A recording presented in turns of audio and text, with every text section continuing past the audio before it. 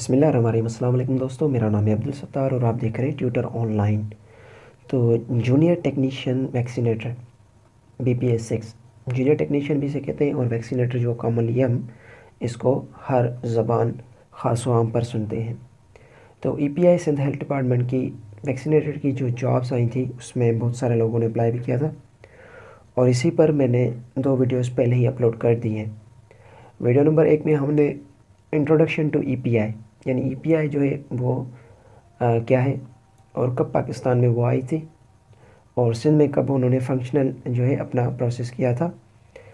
تو اس میں ہم نے ایک ڈیزیز جو تھی اس کو بھی ڈسکس کیا تھا، یعنی چائلڈہڈ ٹیوبرکلوسس۔ اس کے بعد جو ہے 4 بیماریاں لیکچر نمبر 2 میں ہم نے وہ بھی ریکارڈ کی تھی۔ تو 5 جو ڈیزیزز تھی کامن وہ ہم نے کمپلیٹ کر لیے۔ ٹوٹلی 10 ڈیزیز جو ہیں جس کے ٹیکے وغیرہ جو EPI کرتی ہے۔ تو ہیپاٹائٹس بی جو ہے وہ آج ہماری 6ٹھی ڈیزیز ہے۔ یہ بیماری ایک وائرس یعنی جس کا نام ہیپاٹائٹس بی ہے سے پھیلتی ہے۔ ہیپاٹائٹس بی کا وائرس مریض کے خون، تھوک، مادہ تولید اور جسم کے دوسری رتو بتوں یعنی سیکریشنز میں ہوتا ہے، تاہم مریض کے ساتھ کھانا کھانے کے ہاتھ ملانے سے نہیں پھیلتا۔ یعنی اگر آپ مریض کے ساتھ کھانا کھاتے ہیں یا ہاتھ ملاتے ہیں تو تب بھی یہ ہیپاٹائٹس بی وائرس نہیں لگتا۔ اس کے بعد وائرس آلودہ خون سے مندرجہ ذیل تعلق یعنی کانٹیکٹ سے منتقل ہوتا ہے۔ تو جو نیچے ہم نے دیے اس میں جو ہے وائرس ان صورتحالوں میں جو ہے پھیلتا ہے۔ تو پہلا جو ہے آلودہ سرنج سے ٹیکہ لگنا، یعنی ایک ہی سرنج سے کئی ٹیکے لگائے جانے سے۔ دوسرا ہے آلودہ خون لگنے سے، یعنی ٹرانسفیوژن ود کنٹامینیٹڈ بلڈ، ٹھیک ہے جی۔ اس کے بعد تیسرا ہے مریضہ ماں سے اس کے نوزائیدہ بچے کو، یعنی بچہ جو ہے انہیریٹڈ ہو، یعنی وہ جو بیماری یعنی ہیپاٹائٹس بی ہے وہ اپنی ماں سے پیٹ سے ہی لے کر آئے، یعنی پہلے ہی مریضہ، یعنی مریضہ کا مطلب ہے اس کی ماں کو ہیپاٹائٹس اگر ہوگا تو بچے کو بھی ہوگا۔ اس کے بعد نمبر 4 پر ہے بچوں میں براہ راست جسم کی خروچوں، زخموں وغیرہ اور آلودہ اوزار سے عمل جرائی کے ذریعے۔ تو بچوں میں جو ہے براہ راست جسم کی خروچوں میں یہ داخل ہوتا ہے ہیپاٹائٹس بی وائرس، زخموں وغیرہ جو ہوتا ہے اس میں، اور آلودہ اوزار استعمال کرنے سے۔ آلودہ اوزار استعمال کرنے سے مثلا ناک اور کان آلودہ اوزار سے چھدوانا، یا دانتوں کی آلودہ اوزار سے عمل جرائی کرانا، یعنی ڈینٹسٹ کے پاس جاتے ہیں تو آلودہ اوزار اگر ایک ہیپاٹائٹس بی کے مریض کو لگا ہوا ہوگا تو وہ آپ میں بھی منتقل ہو سکتا ہے۔ اس کے بعد 5ویں نمبر پر ہے حجام کی آلودہ اوزار کے ذریعے، یعنی یہ وہی بات ہوگی نمبر 4 والی۔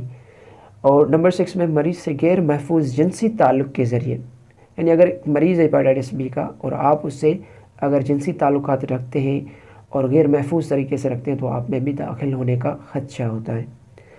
تو وائرس جسم میں داخل ہونے کے بعد 6 ہفتے سے لے کر 6 ماہ تک اپنی علامات ظاہر کرتا ہے۔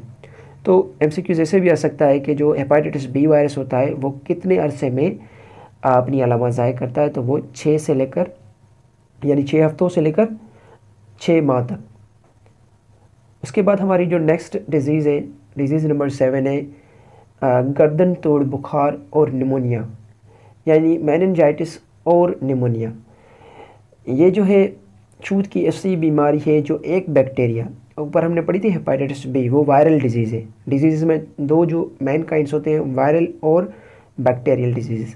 تو یہ جو ہے بیکٹیریل ڈیزیز ہے، یعنی میننجائٹس اور نمونیا یہ جو ہے بیکٹیریل ڈیزیز ہے۔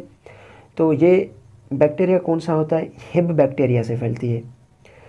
اس بیماری کے جراثیم مریض کی سانس، کھانسی اور چھینکنے سے فضا میں پہنچ کر دوسرے بچوں میں داخل ہو کر مرض پیدا کرتی ہیں، یعنی یہ جو ہے ایئر اسپریڈنگ ڈیزیز بھی ہے، یعنی ہوا میں پھیلنے والی ڈیزیز بھی ہے۔ پکچر میں آپ کو دکھائی دے رہا ہوگا، اوپر والی 2 پکچر جو ہم نے کارٹون جو لگائے اس میں۔ اچھا، اس کے بعد گلے اور ناک کے رطوبتوں سے براہ راست بھی دوسرے بچے تک پہنچ جاتے ہیں، یعنی جو سیکریشنز پیدا ہوتی ہیں منہ میں، گلے میں، وہ ایک بچے سے دوسرے بچے تک پہنچ جاتی ہیں۔ اس کے علاوہ یہ بیماری خاص کر ان جگہوں پر زیادہ زور پکڑتی ہے جہاں یہ بیمار بچے اپنا زیادہ وقت گزارتے ہیں، مثلا ڈی کیئر سینٹر ہوتے ہیں اور نرسری ہومز۔ تو یہ جہاں پر بچہ جتنا وقت زیادہ گزارے گا میننجائٹس کا یا نیمونیا کا، ادھر کبھی امکان ہے کہ دوسرے بچوں میں بھی یہ ڈیزیز جلدی سے پھیل سکتی ہے۔ اس کے بعد بخار، کھانسی، جوڑوں کا درد، کان کا درد، نیمونیا اور اعصابی نظام یعنی نروس سسٹم کا متاثر ہونا ایسی علامات ہیں جو گردن توڑ بخار کی پیچیدہ صورتوں میں ظاہر ہوتی ہیں۔ یعنی جب صورتحال بگڑ جاتی ہے تو اس میں زیادہ تر کیا ہوتا ہے، بخار ہوتا ہے، کھانسی ہوتی ہے، جوڑوں میں درد ہوتا ہے، کان میں درد ہوتا ہے، نیمونیا اور اعصابی نظام کا متاثر ہونا ایسی علامات میں ہے جو گردن توڑ بخار یعنی میننجائٹس جو ہے وہ پیدا ہوتا ہے۔ تو اور بچوں میں موت اور معذوری کا سبب بھی بنتی ہے، یعنی کچھ بچے ایسے ہوتے ہیں جو معذور ہو جاتے ہیں، کچھ ایسے بچے ہوتے ہیں جو اس کی تاب نہ لاتے ہوئے مر جاتے ہیں۔ 5 سال تک کی عمر کے بچوں میں مختلف بیماریوں سے ہونے والی اموات میں اس بیماری کی شرح تقریباً 17% ہے۔ یعنی دوسری جو بیماریاں ہوتی ہیں عام طور پر، ان بیماریوں میں جو ہماری میننجائٹس اور نیمونیا ہے، اس کا جو ریشو ہے وہ 17% ہے۔ تو اس قسم کے MCQs بھی آ سکتے ہیں کہ یہ جو کتنا پرسنٹ جو ہے نیمونیا یا میننجائٹس ہے اس کا جو ہے عام طور پر بیماریوں میں بنتا ہے، تو یہ بنتا ہے 17%۔ اور یہ جو بیماری ہوتی ہے یہ بیکٹیریا سے ہوتی ہے، اور بیکٹیریا کون سا ہے، وہ Hib bacteria, HIV Hib bacteria. اس کے بعد ہماری ڈیزیز نمبر 8 نیمونیا۔ اچھا، یہ نیمونیا کا دوسرا مطلب قسم یہ جو ہے اسٹریپٹوکوکس نیمونیا، ٹھیک ہے جی ہاں، نیموکوکس کا ہے یا اسٹریپٹوکوکس نیمونیا۔ یہ چھوت کی ایسی بیماری ہے جو ایک بیکٹیریا یعنی اسٹریپٹوکوکس نیمونیا سے پھیلتی ہے۔ اس بیماری کے جراثیم مریض کی سانس، کھانسی اور چھینکنے سے فضا میں پہنچ کر دوسرے بچوں کے جسم میں داخل ہو کر شدید نیمونیا اور گردن توڑ بخار یعنی نیمونیا اینڈ میننجائٹس کا باعث بنتے ہیں۔ بخار، کھانسی، کان کا درد، نیمونیا اور اعصابی نظام کا متاثر ہونا ایسی علامات ہیں جو اس بیماری کی پیچیدہ صورتوں میں ظاہر ہوتی ہے اور بچوں میں موت اور معذوری کا سبب بنتی ہیں۔ تو یہ جو ہے ایک ایکسٹرا کائنڈ آف نیمونیا ہے جس کو ہم اسٹریپٹوکوکس کہتے ہیں، اور یہ بالکل ہی بیماری نمبر 7 جو ہم نے پڑھی تھی جس میں نیمونیا یا گردن توڑ بخار یعنی میننجائٹس ہے، اس سے ہی ریلیٹڈ ہے۔ تو یعنی ایکسٹرا اس کو ایک نیم یعنی اسٹریپٹوکوکس کہا گیا ہے۔ تو اس سے یہ بیماری جو ہے پھیلتی ہے، جس میں عام جو اس میں کنڈیشنز ہوتی ہیں مریض کی وہ یہ ہوتی ہے کہ یہ جو پھیلتی ہے یہ سانس اور کھانسی، چھینکنے وغیرہ سے فضا میں، یعنی ایئر اسپریڈنگ ڈیزیز ہے یہ۔ اور یہ جو ہے اس میں جو بچے ہوتے ہیں ان کے جسم میں داخل جب ہوتی ہیں تو شدید نیمونیا یعنی گردن توڑ بخار کا باعث بنتی ہے، اور اس میں جو بخار ہوتا ہے، کھانسی، کان کا درد ہے، جیسے کہ پہلے ہم نے نشانیاں بتائی تھی نیمونیا اور میننجائٹس کی، ویسے ہی یہ بھی ہیں۔ تو اس کے بعد جو نیکسٹ ہماری ڈیزیز ہے وہ ہے نمبر 9 خسرہ یعنی میزلس۔ تو میزلس کے بارے میں بھی بہت سارے سوالات آتے ہیں ٹیسٹ میں۔ تو خسرہ جو ہے یعنی میزلس ہے، یہ چھوت کی ایسی بیماری ہے جو ایک وائرس یعنی میزلس وائرس جو ہے اس سے پھیلتی ہے۔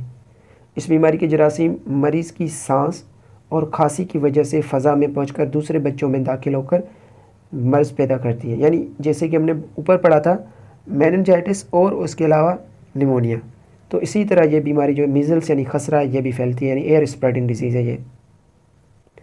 اچھا، گلے اور ناک کی رطوبتوں یعنی سیکریشنز جو ہوتی ہیں گلے اور ناک میں بنتی ہیں، اس سے براہ راست بھی دوسرے بچوں تک پہنچ جاتی ہیں۔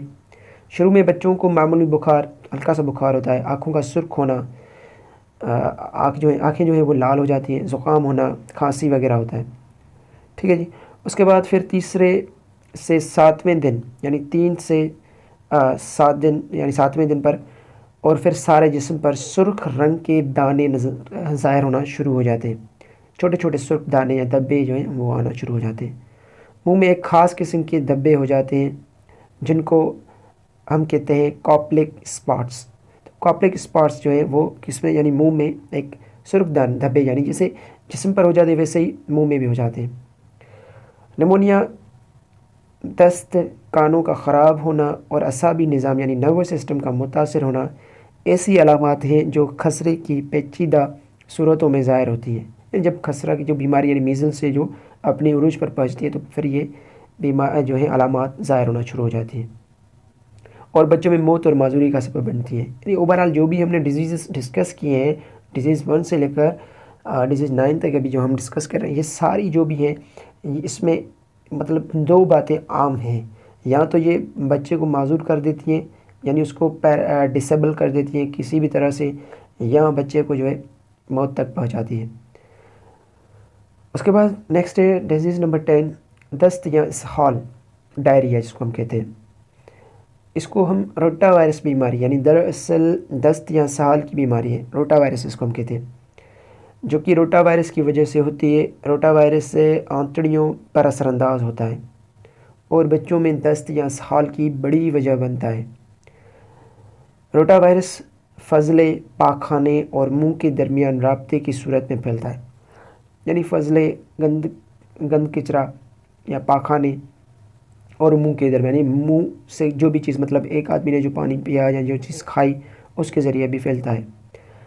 اس کے بعد رفع حاجت کے بعد بغیر صابن سے ہاتھ دھوئے کھیل کود کرنا، روزمرہ کاموں میں مصروف ہو جانے کی صورت میں وائرس ایسی تمام چیزوں تک منتقل ہو جاتا ہے جن کو بچہ ہاتھوں سے چھوتا ہے. اگر انہی آلودہ چیزوں کو دوسرے بچے استعمال کریں تو وائرس ان کے ہاتھوں تک پہنچ جاتا ہے. اگر بچہ بغیر صابن سے ہاتھ دھوئے کھانا پینا شروع کر دے تو وائرس منہ کے ذریعے نظام انہضام یعنی ڈائجسٹو سسٹم تک رسائی حاصل کر لیتا ہے. اس طرح سے اگر ماں یا بچے کی دیکھ بھال پر مامور دیگر فرد چھوٹے بچوں کا ڈائپر وغیرہ تبدیل کرنے کے بعد بغیر صابن سے ہاتھ دھوئے کھانے پینے کی چیزیں تیار کریں تو بچوں کو دودھ وغیرہ پلانے تو اس صورت میں بھی مریض سے دیگر بچوں اور افراد تک وائرس منتقل ہو جاتا ہے. یعنی صفائی نصف ایمان ہے. اگر پاخانے سے فارغ ہو کر اگر کوئی بندہ یا کوئی بچہ آتا ہے تو پہلے ہاتھ دھونا لازمی ہوتے ہیں، نہیں تو اس میں دست یا استحصال یعنی اسہال یعنی روٹا وائرس بیماری وہ پھیلنے کا خدشہ ہوتا ہے. وہ ضروری نہیں کہ بچوں میں پھیلے، بچوں میں زیادہ بہت ریش ہوتا ہے، یعنی امیون سسٹم جو ہے بڑوں کا تھوڑا مضبوط ہوتا ہے، اسی وجہ سے ان میں یہ بیماری کامن نہیں، لیکن بچوں میں یہ کامن ہے. تو نوٹ کرنے کی بات یہ ہے کہ بچوں میں دست یا اسہال کی اور بھی کئی وجوہات ہیں، مثلا جراثیم. کون سے جراثیم، کس قسم کے، یعنی جس میں ہمارا بیکٹیریا، وائرس وغیرہ. یعنی صرف روٹا وائرس کے ذریعے یہ پھیل نہیں سکتی، ایک بیکٹیریاز بھی ہوتے ہیں کچھ ان کے ذریعے بھی یہ بیماریاں پھیلتی ہیں، لیکن بیسیکلی یہ جو بیماری دست یا اسہال ہے یہ روٹا وائرس سے پھیلتی ہے. اور کھانے پینے کی اشیاء سے الرجی وغیرہ بھی جن لوگوں کو ہوتی ہے اس سے بھی جو ہے یہ کنڈیشنز پیدا ہوتی ہیں.